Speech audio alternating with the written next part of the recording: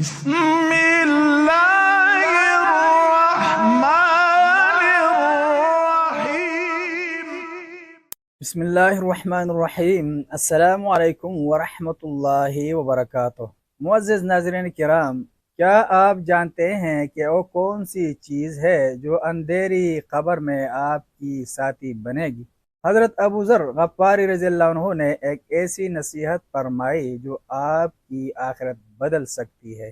آج کی اس ویڈیو میں ہم صحابہ کرام رضی اللہ عنہم اور بزرگان دین کے واقعات سنیں گے جو آپ کی روح تڑپا دے گی۔ وحشت قبر سے نجات کے لیے حضرت ابو ذر غفاری رضی اللہ عنہ کی نصیحت۔ حضرت ابو ذر غفاری رضی اللہ عنہ فرمایا کرتے تھے، لوگو، میں تمہارا خیر خواہ اور تم سے شفقت کرنے والا ہوں۔ وحشت قبر سے بچنے کے لیے رات کی تاریکی میں نماز تہجد پڑھا کرو۔ حضرت ابو ہریرہ رضی اللہ عنہ اپنے مرض الموت میں رونے لگے۔ آپ سے پوچھا گیا، کیوں رو رہے ہیں؟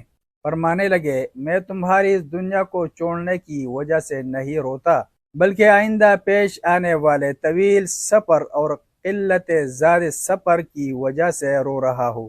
میں نے ایسی بلندی پر شام کی ہے جس کے آگے جنت ہے یا جہنم، اور میں نہیں جانتا ان دونوں میں سے میرا مقام کون سا ہوگا۔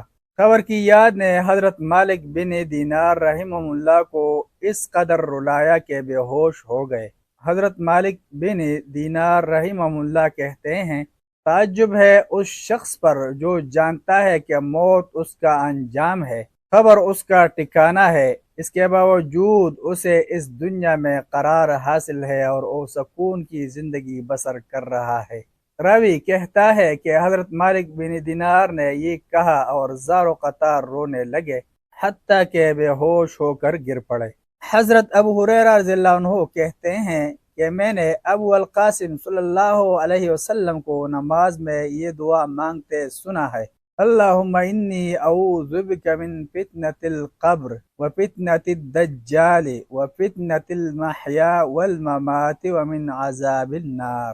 یا اللہ، میں قبر، دجال، زندگی اور موت کے فتنے سے نیز جہنم کی آگ سے تیری پناہ طلب کرتا ہوں۔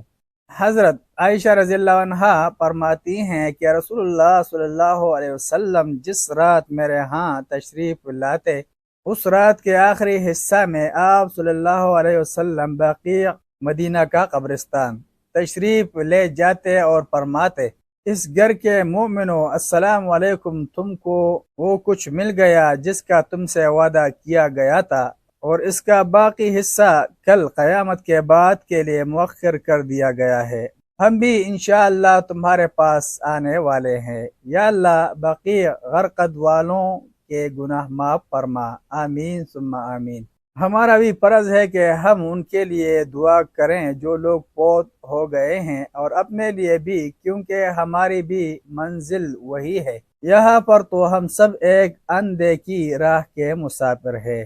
ملتے ہیں کہ نئے ویڈیو کے ساتھ۔ جزاکم اللہ خیرہ۔ السلام علیکم ورحمۃ اللہ وبرکاتہ۔